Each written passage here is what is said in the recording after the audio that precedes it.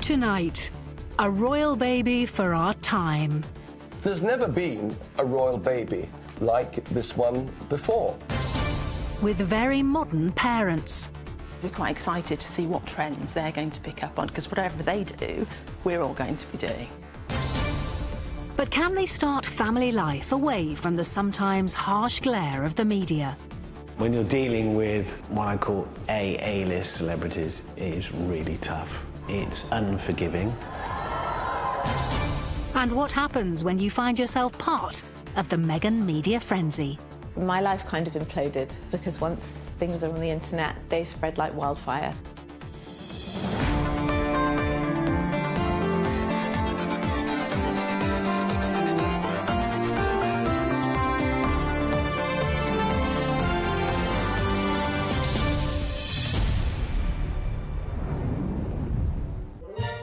The news that a baby is on the way is always the source of much excitement.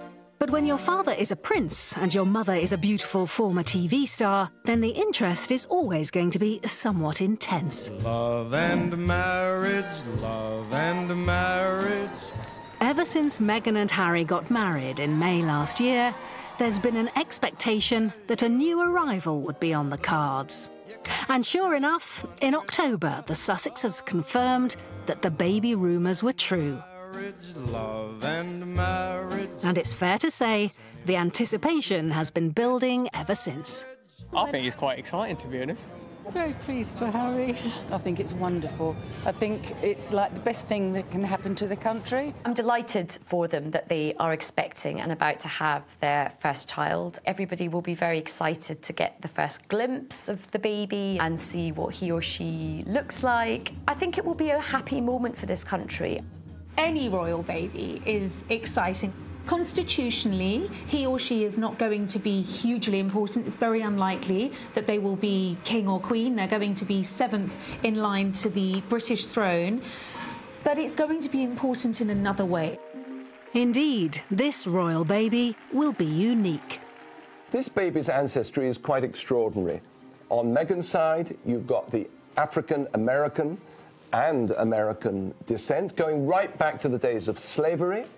On Harry's side, you've got the royal family, you've got Henry VIII and his 6 wives, you go right the way back to William the Conqueror. So these are 2 very different strands of history coming together in this new child. If you look at demographic trends that are happening in the United Kingdom at the moment, and one of the fastest growing groups is actually children of mixed heritage. It's sort of fitting and timely that the royal family catches up with that. That's a good thing. You are now reflecting us, and that's important.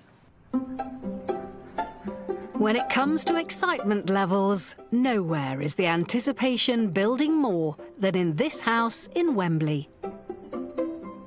Margaret Tyler is a royal superfan.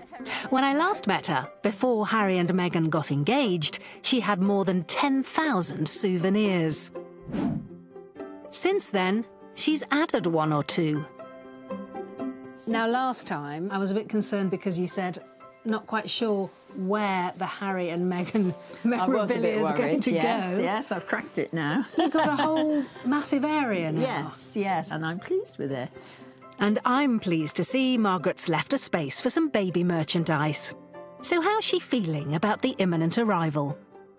Every day I wake up and I think, oh, I wonder if it'll be today. I just think it's going to be everything that Harry wanted. I mean, he's a good uncle to Catherine and William's children, but I think he really, really wanted his own. We still think of that little boy who walked behind Diana's coffin, and somehow or other we all sort of adopted him, didn't we, you know? He's got a wife he absolutely adores, and he'll be a fabulous father, I should think, full of fun and mischief. Are you hoping that they will leave room for tradition in the way they bring up the child? There will be a lot of tradition, I'm absolutely sure, because the Queen is in charge, isn't she? And she's a stickler for tradition. I hope they are always all together at Christmas, because that's a big thing. I just hope everything goes well. How Meghan and Harry are going to raise this baby, the sort of childhood this royal baby is going to have. Possibly we're going to see them really nudging at traditional royal parameters. Prince George particularly, because he's going to be a future monarch, there are boundaries. He is going to have to live his life restricted to a degree by royal protocol. Meghan and Harry's baby, conversely, is probably going to have far greater freedom, a lot more latitude. So what can we expect when it comes to this royal newborn? I think they'll be quite sort of modern parents. Oh, I think they'll be fantastic parents, yeah. Particularly Harry, I think he'll be a great dad. I can imagine him being quite a hands-on dad. Yeah. I've come to meet a woman with her finger on the pulse of all things baby-related. Harry and Meghan are bringing a breath of fresh air. They're going to do things their own way. We're quite excited to see what modern trends they're going to pick up on, because whatever they do, we're all going to be doing. So what are the must-have essentials for the fashionable 2019 baby? Well, eco-friendly bedding for a start. We've seen a lot of bamboo products. Everything's made from coconut, lots of new materials that are very, very soft against the newborn skin. And we've seen Harry and Meghan are very environmentally conscious. They're looking for planet-friendly solutions, which kind of ties into this. So we think it's going to make sense for them to choose natural products. And as far as clothes are concerned, the days of pink for a girl and blue for a boy are long gone. Gender-free, then, that's the buzzword. Gender-free is the buzzword. We're not looking at babies by whether they're a boy or a girl. We're just seeing that they're a baby and letting them make the choice of the person that they want to be. And the creams and the yellows and the neutrals, they're a bit passé, are they? Yeah, gender-neutral did used to be neutral. It was unisex, very bland and boring clothing. These days are all about bright patterns. Now, you're expecting Harry to be a very hands-on dad. Do you think he'll be wearing a baby carrier? Of course. Carriers these days, they're made in all sorts of colours that are just as good for dad as well as mums, and they're much cleverer that you can switch them between mum and dad very easily. So it's all about shared parenting, really. It's about handing the baby over from one to another, 50-50, and you expect Harry and Meghan to be those kind of parents? Absolutely. It's just as important for baby to bond with dad as it is his mum. All a bit different to even a generation ago, and a far cry from the still very recent past of baby royalty. Nowadays, we talk in the media quite openly about royal pregnancies. Now, pregnancy 40, 50 years ago was not a word you would utter. When Princess Elizabeth, who became the Queen, got pregnant for the first time, we were just told, oh, Her Royal Highness will be taking a break from her duties. No mention of the fact that a baby was involved. But there are some traditions that stay true to form. And this leads to an interesting conundrum for Meghan, who's the only person described as a feminist on the official royal website. I'd seen this documentary about feminism, and one of the things they said during pregnancy was, I feel the embryonic kicking of feminism. I love that. So boy or girl, whatever it is, we hope that that's the case. But if her child is a girl rather than a boy, there will be a difference in how they're treated.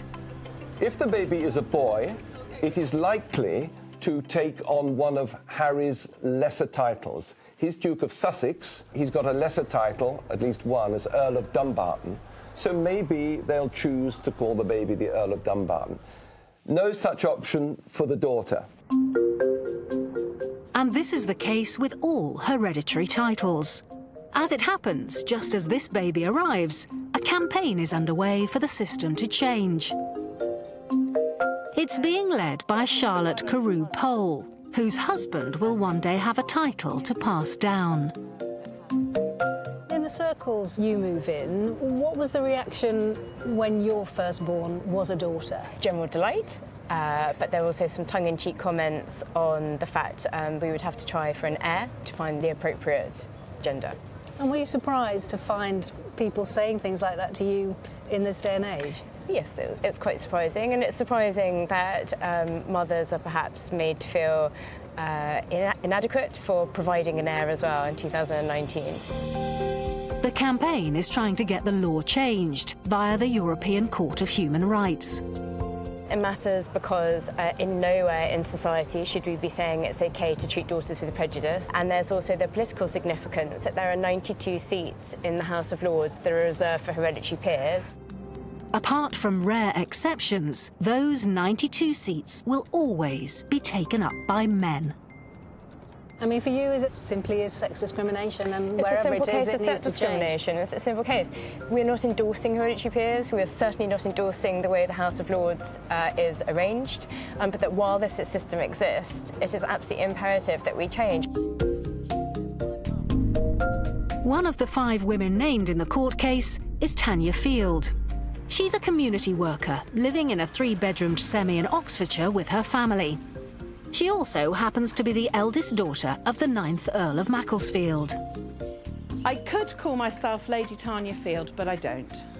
I don't eat at the Ivy. I don't do anything or go anywhere where my title would have a positive difference. Tanya was brought up on the family estate in Oxfordshire.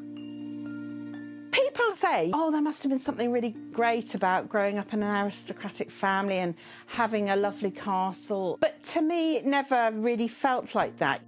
I'm not into running buildings. I'm not into running estates. That isn't where my heart and my passion is.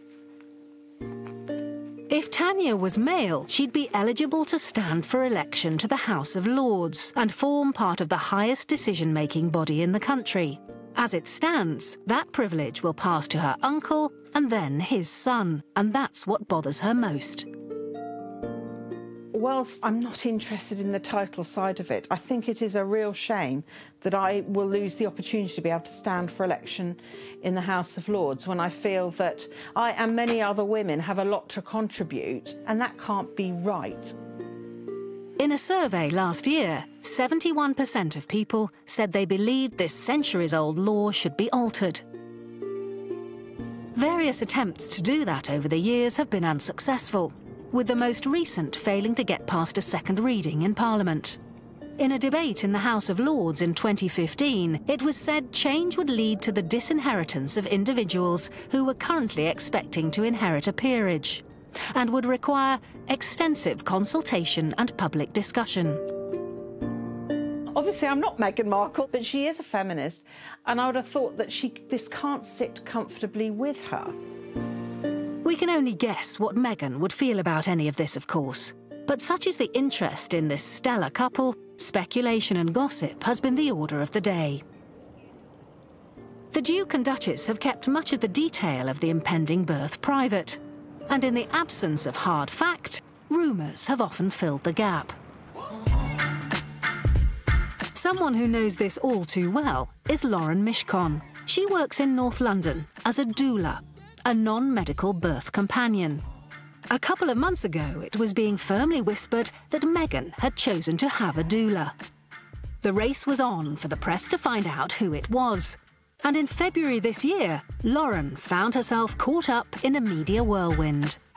I was driving home one Saturday afternoon when my phone rang. It was a tabloid reporter saying that she had it on good authority that I was Meghan Markle's doula. When I came home, my oldest son said that someone had been at the doorstep asking for me. And that was quite frightening because we're ex-directory. We didn't know how they'd found our address. Things quickly escalated. The next morning, it was printed across the tabloid papers. It then hit the internet, and my life kind of imploded for a week because once things are on the internet, they spread like wildfire. By the Thursday morning, it had been reported that I had been seen at Kensington Palace and Clarence House, when actually I'd just been home waiting for my dishwasher to be repaired. Even some of Lauren's nearest and dearest didn't believe her in the face of the media reports. My own mother rang me on the Sunday night to say that she had worked out that the holiday I was taking in April was obviously a cover story for the fact that I was supporting Meghan. That's when I thought, this is madness. To see things about yourself, photos of yourself and your kids on the internet, when you haven't started this rumour and you don't know where it's come from, you feel a little bit out of control. But what you realise is the appetite for anything relating to Meghan Markle is so voracious. They can't get to Meghan, so they'll take whatever they can. If mum is stressed, the adrenaline starts kicking in. But while a care package might cost someone like Meghan a few £1,000s, here in Sheffield, the council believes the role is really important. So they've set up a doula service for vulnerable women that's completely free. So we know that there are 3 key hormones. The contact starts around week 34 of a woman's pregnancy and goes on for 12 weeks. It's delivered by one person, which gives consistency. She would go on call, and when that woman goes into labour, she would contact you and then be supported at the hospital if she was having a hospital birth. And then when she comes home from hospital, that support picks up again. Fumi is living in Sheffield on her own. 6 weeks ago, she was helped through the birth of her daughter Daisy by volunteer doula Gillian. Today is Gillian's last visit. So how are you feeling this week? I feel a lot better this week, unlike last week. I feel a lot better. It got to a point I just needed that one person to hold on to, because it felt like every other person was not working in my favour. If you're having a day where you need it was an emotional moment for me, and I'm so glad I have that there to support me. When I had my child, I lived in a city where I had no family and I had to do it on my own. And knowing that I'm in a position where I can support somebody that needs help in whatever way I can give it, it's just so rewarding. I think more people should know about doulas. For doula Lauren, she hopes her taste of the Meghan media circus may have helped with exactly that. I think that the positive that has come out of all of this nonsense is that the word doula has been bandied around, and it is becoming something that is not such a strange, mysterious word. Every woman who is expecting a baby deserves to be treated like royalty.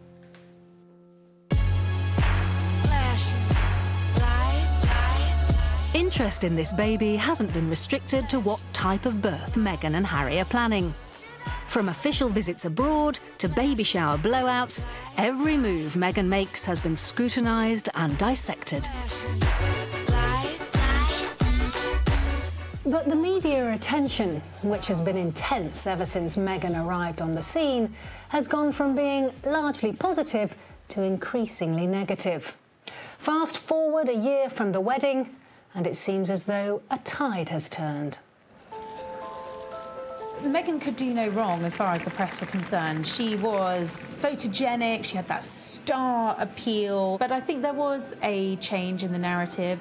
For me, that moment was the Tiara-gate story, that suggestion that she'd been quite difficult over what tiara she was going to wear on her wedding day, that Harry had got stroppy about it and allegedly told courtiers what Meghan wants, Meghan gets. And certainly there was an unusually high turnover of staff at the palace. The trouble with the press and the media, of course, is that they want it both ways. When it comes to a new royal person, if they try too hard to take up the traditions of the firm, they're caught out that way. But if they try new directions, then they're criticised for trying to upset the apple cart and not respecting tradition. So it's a very fine path that the royal family have to walk. One person who wasn't there to witness the royal wedding was Meghan's father. With a stream of negative publicity from family members too, it's possibly just as well that Meghan says she doesn't pay much attention to media coverage. As her father, how do you feel about this ongoing rift? I'm not sure why it's happening, and I'm waiting. I'm reaching out. I've been trying to reach out for several weeks. Every day I try to text her. I just haven't received any comment back. And it's not just the traditional outlets that have proved problematic. Kensington Palace has, for the first time, had to moderate comments on its official online feeds to stop racist and sexist abuse, much of which has been directed at Meghan. Public relations guru Mark Borkowski is used to dealing with celebrities and the ups and downs of their public images. When it comes to sort of overviewing media and spin, this one is quite an interesting chapter in the new book of the Royal PR Machine. How well do you feel that Meghan's been advised? When you're dealing with what I call A-list celebrities, it is really tough. It's unforgiving. The royal household didn't deal with her family, cut them off separated them out and they became the embarrassing dad. That was a huge mistake. But she's a Hollywood actress. She knows what it is to project. She understands the demands of the media. It's the Meghan show. If she was your client, what would you be saying to her now? We're in an age now that things just flush through the system so quickly, and that's what you've got to understand. And what I would advise is pick your battles, pick your moments. You enjoy the good days, you try and forget about the bad days. What is the arrival of this new baby going to do for Meghan's image, do you think? The arrival of the baby bonds. I mean, we've got a number of routes to go down now. You know, there is the christening, which is great stuff, great photo opportunity, great capital for newspapers. So they'll want to play with that. There's no negativity on the horizon. In the palace, they will certainly be hoping so. I think there is an expectation that we're going to see them not just as a family of three, we'll see them in a new home with a new office, and perhaps this is just the clean slate that the Sussexes really need. Moving to Frogmore Cottage in the grounds of Windsor Castle seems to signal that the couple want to try to keep their young child out of the public eye. Privacy is everything to Prince Harry. I believe it's why he is moving his family to Windsor, so that he can escape the limelight. Don't forget, this is a young boy who grew up with the constant presence of the cameras in his life, and he is going to want to protect his wife, he's going to want to protect their child. The problem with us all saying, well, what a historic birth this is that it creates a whole new mountain of challenges for the baby to live up to. And in the last century, you look at the problems, application crisis, the scandals around Diana and Charles. Who knows what lies ahead?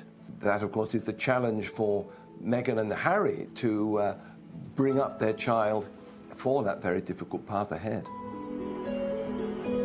On the streets of Windsor, where they're waiting to welcome their newest resident into the world, what do people think? Presumably, you would want a bit of privacy once the baby's been born. What do you hope they will get as far as that's concerned? Bit of peace and quiet to get to know the new baby. I'd like to think that people are kind to new mums, so hopefully people will get to see that she's caring and nurturing, and will be a bit gentler on her, I think, because that's what every mum needs. Definitely give her a bit of a break when she's adjusting to life as a new mum. It's a hard enough adjustment without the public watching your every move. I think probably William and Catherine have handled it really well, and how, you see a little bit of their children, but they've also got their family time. I hope that Harry and Meghan have that same balance. It's a good time to celebrate when there's a new baby, and it makes everyone a lot happier as well. It's a bit of positivity. Do you think it might have an effect on the nation? Yeah, definitely will. Distract from all this Brexit stuff. Love and marriage. A welcome distraction for us all, it may be. But Meghan and Harry announced last week they'll only be telling us their new arrival is here once they've had chance to enjoy some family time in private. Until then, the country and the rest of the world can only do what all excited well-wishers do when a baby is on the way. Wait.